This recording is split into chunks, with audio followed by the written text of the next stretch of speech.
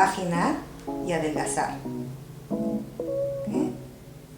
Así, formando lo que sería el cuellito. Vamos a ir afinando la parte de la cintura, pero para que no esté tan recto, de esta forma. Vamos a buscar lo que sería la frente y lo que sería el hocico. ¿Okay?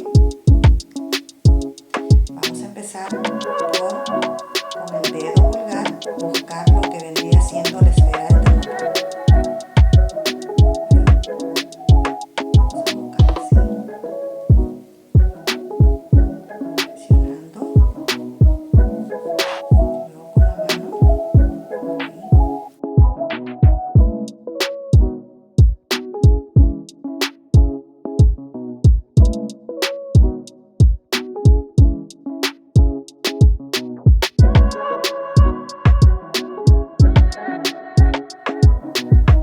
Cachitos, los cuernitos que tiene. La jirafita tiene 2 cuernitos. Voy a tomar una masita marrón, más o menos aproximadamente media pulgada de diámetro, y voy a empezar a hacer este movimiento, rotar entre.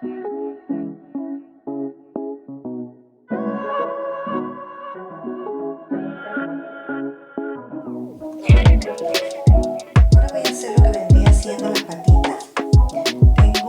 Para la pata del frente es 1,25 pulgadas aproximadamente de masa amarilla y un poquito menos de 1 pulgada de masa marrón.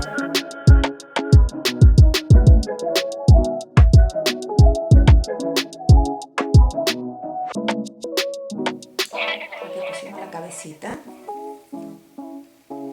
¿Qué vamos a hacer ahora? Yo estiré más hacia el este, puede ser cualquier otro color, ¿no? También como quieran ustedes.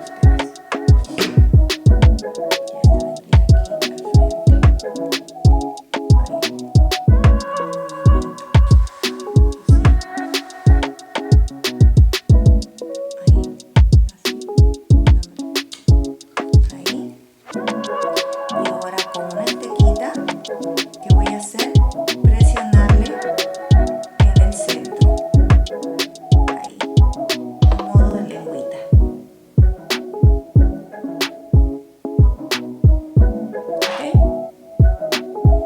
Y ya está nuestra jirafita terminada. Espero que les haya gustado.